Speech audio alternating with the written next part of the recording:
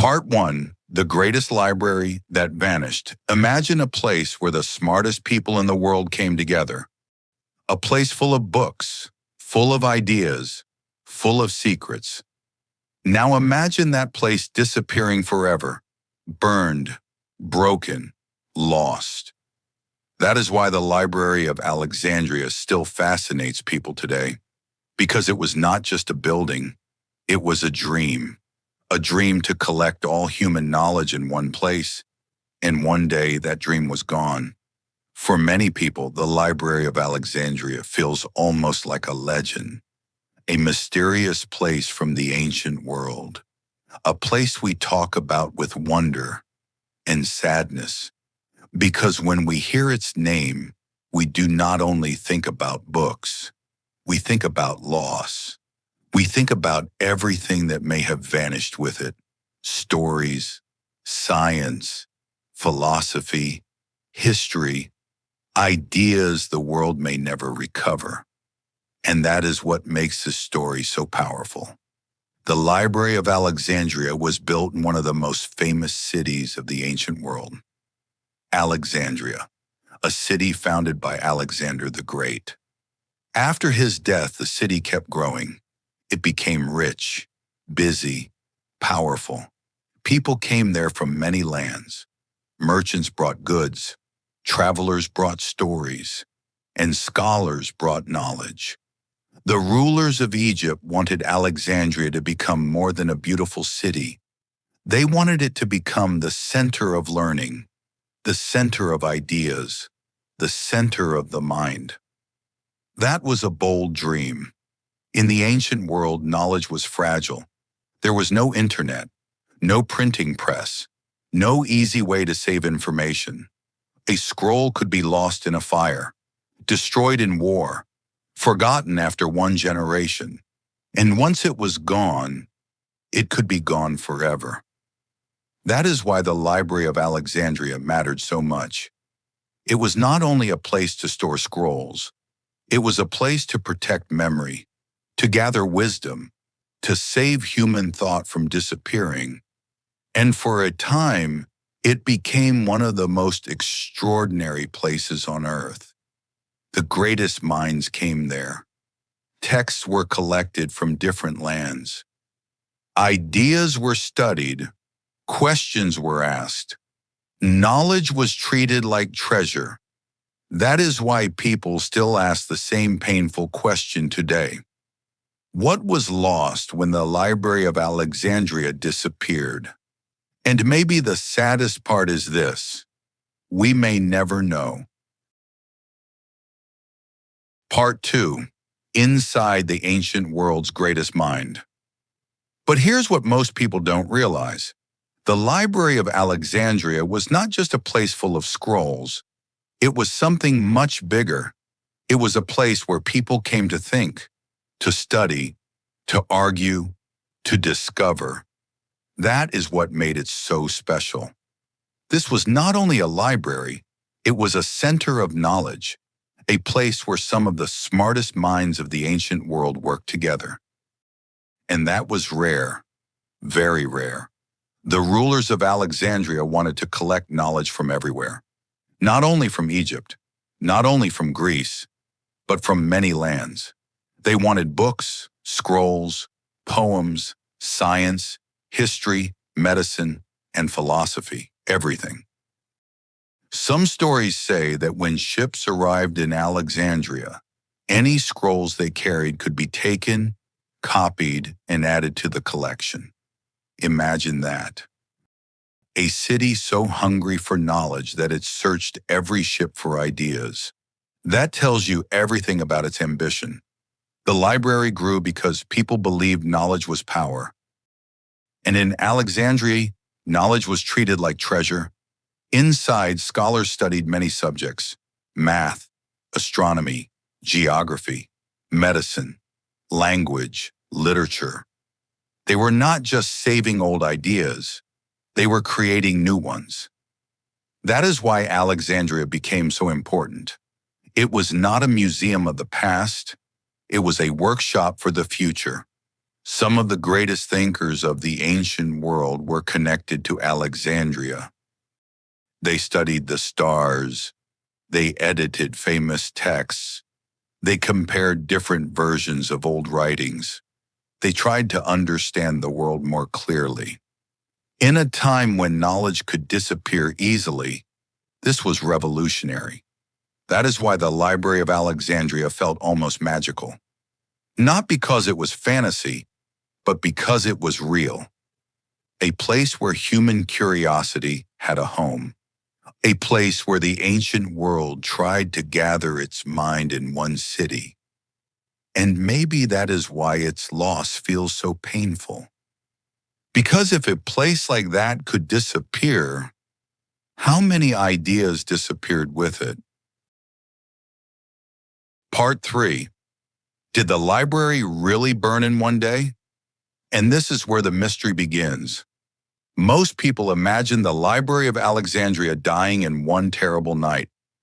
One fire, one disaster, one moment when everything was lost. But history may not be that simple. That is what makes this story so haunting. Because the library may not have disappeared all at once. It may have died slowly, piece by piece, year after year, and that changes everything. One of the most famous stories connects the library to Julius Caesar. During his time in Alexandria, a fire broke out near the harbor. Some ancient writers later suggested that this fire may have damaged part of the city's book collections. That sounds dramatic, and maybe it was. But there is a problem. Not all historians agree. Some believe the fire hurt part of the collection. Others believe the great library itself may have survived, at least for a time. That is why the story remains uncertain.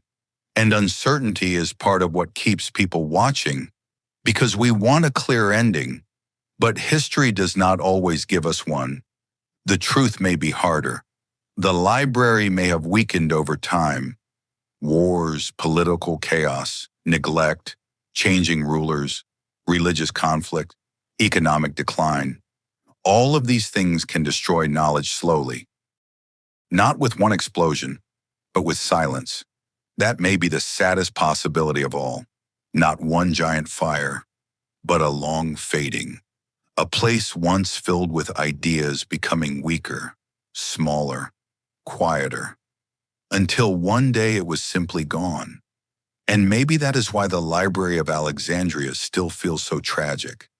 Because if it had burned in one night, the story would be simple. But if it died slowly, that feels even more human. Not sudden destruction, but forgetting. And sometimes forgetting is the most dangerous fire of all. Part 4. What was lost forever?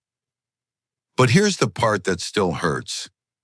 We do not only wonder how the Library of Alexandria disappeared, we wonder what disappeared with it. And that question may never be answered. That is what makes this story so powerful. The library may have held thousands of scrolls, maybe more, texts from different lands, different cultures, different minds. Some were famous, some may have existed nowhere else. And once a scroll was gone, it could be gone forever. Think about that. A poem no one will ever read again. A scientific idea that vanished before it could spread.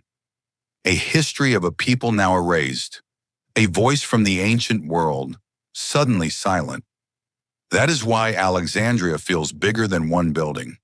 It represents lost memory, lost thought, lost possibility. Some people imagine that incredible discoveries disappeared there. Maybe forgotten science, maybe lost philosophy, maybe versions of history we no longer have. We cannot prove all of those dreams. But that is part of the mystery. The library became a symbol of everything humanity almost kept, and then lost. And maybe that is why people still talk about it today. Not because we know exactly what was there, but because we know enough to feel the loss. The Library of Alexandria reminds us of something uncomfortable. Knowledge is fragile. Civilizations can rise and disappear. Great ideas can survive for centuries or vanish in silence. And once they are gone, sometimes they never come back. Part 5: Why Alexandria Still Matters Today. But here's the strange truth. The Library of Alexandria is not only about the past, it is also about us. That is why this story still feels so alive. When people talk about Alexandria, they are not only talking about an ancient library, they are talking about memory, about what we choose to save, and what we allow to disappear. That makes this story feel surprisingly modern. Today, we live in a world full of information. Phones, computers, cloud storage, endless files. It feels like nothing can truly be lost. But that is not always true. Data can disappear. Books can be forgotten. Ideas can be buried under noise. Knowledge can still vanish, just in different ways. That is why Alexandria still matters. It reminds us that human knowledge is powerful, but fragile. It reminds us that preserving ideas is not automatic. Someone has to protect them. Someone has to value them. Someone has to care. And maybe that is the deepest lesson of all. The Library of Alexandria was a dream to gather human wisdom in one place. That dream still exists today, in libraries, in museums, in archives, in classrooms, even online. The tools have changed, but the mission has not. Save what matters. Protect what teaches. Remember what can be lost. That is why Alexandria is not just an ancient tragedy. It is a warning, and maybe even a responsibility. Part 6: The Library That Never Truly Died. And maybe this is the most surprising part. The Library of Alexandria may be gone, but it never truly died. That sounds strange, but it's true. Its walls disappeared, its scrolls were lost, its rooms fell silent, and yet its ideas survived. That is why people still talk about it after all these centuries, not because the building still stands, but because the dream still lives. The dream was simple and powerful. Collect knowledge, protect it, share it, pass it forward. That idea did not die in Alexandria. It moved on, into new libraries, into schools, into universities, into archives, into the minds of people who still believe that ideas matter. And maybe that is why this story feels bigger than history, because it is not only about one ancient place, it is about something deeply human, our fear of losing knowledge, our need to remember, our hope that what we learn today can survive tomorrow. The Library of Alexandria became immortal in a strange way, not because it survived, but because it was lost. Its disappearance made it legendary. Its silence made people ask questions. Its mystery made the world remember it. And maybe that is the final lesson. Knowledge is powerful, but memory is fragile. If we do not protect what matters, one day it can disappear. And once something is gone, we may never get it back. If you enjoyed this story, keep watching more powerful history videos here on Spin a Yarn English. And if you want to improve your English through real stories, subscribe and keep learning with us. Thanks! Please subscribe and like. Spin a new yarn with us every week. See you there!